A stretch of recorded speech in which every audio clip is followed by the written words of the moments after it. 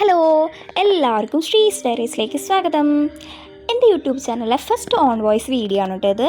അതുകൊണ്ട് തന്നെ എനിക്ക് ഈ വീഡിയോ അത്രയ്ക്കും സ്പെഷ്യലാണേ. കൂടാതെ എനിക്ക് അത്ര ഇഷ്ടപ്പെട്ട ഒരു സ്ഥലത്തേക്കും കൂടിയാണ് കേട്ടോ നമ്മളിന്ന് പോണേ.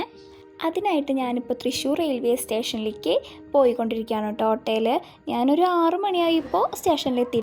അത് കഴിഞ്ഞ് ഒരു 5 മിനിറ്റ് കഴിഞ്ഞപ്പോൾ എൻ്റെ ഫ്രണ്ട് ദേവികയും വന്നു കേട്ടോ.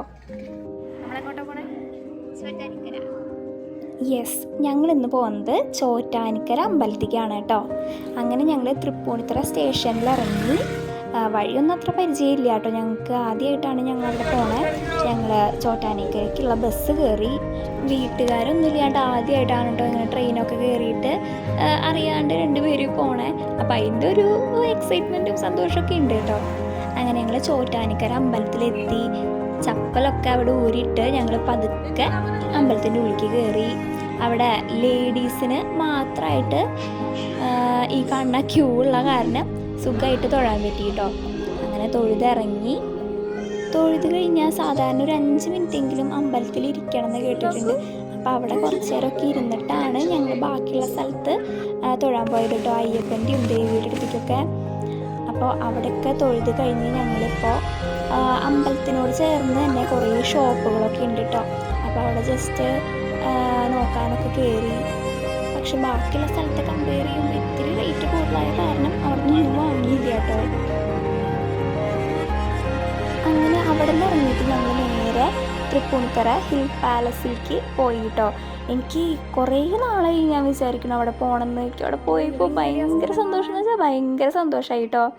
അവിടുത്തെ ഫസ്റ്റ് കയറുമ്പോഴുള്ള വ്യൂ ആണ് കേട്ടോ ഇത്. അടിപൊളിയായിട്ടില്ലേ അത് കാണാനായിട്ട്. നമ്മുടെ മണിച്ചിത്രത്താഴ് സിനിമയിൽ കാണുന്ന ആ ഒരു സ്ഥലമൊക്കെയാണ് കേട്ടോ ഇത്. പക്ഷേ ആരൊക്കെ എന്നോട് പറഞ്ഞു പറ്റിച്ചിരുന്നു, നമ്മുടെ മണിച്ചിത്രത്താഴ് സിനിമയിൽ ഷൂട്ട് ചെയ്ത ആ ഒരു തെക്കിനൊക്കെ ഇല്ലേ, അതൊക്കെ ഇവിടെ ശരിക്കും ഉള്ളതാന്നൊക്കെ. ഞാനതൊക്കെ പ്രതീക്ഷിച്ചിട്ടാണ് പോയത്. പക്ഷേ പിന്നെയാണ് എനിക്ക് മനസ്സിലായത് അതൊക്കെ അവരെന്നെ പറഞ്ഞ് പറ്റിച്ചതാന്ന്.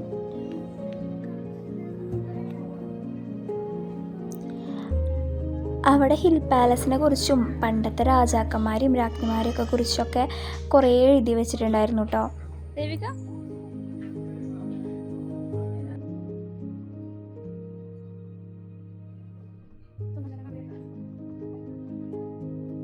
വേറൊരു ജില്ലയിൽ ചെന്നിട്ട് നമ്മളെ വടക്കുന്നാഥനും ഒക്കെ കണ്ടപ്പോൾ ഭയങ്കര സന്തോഷമായി കേട്ടോ.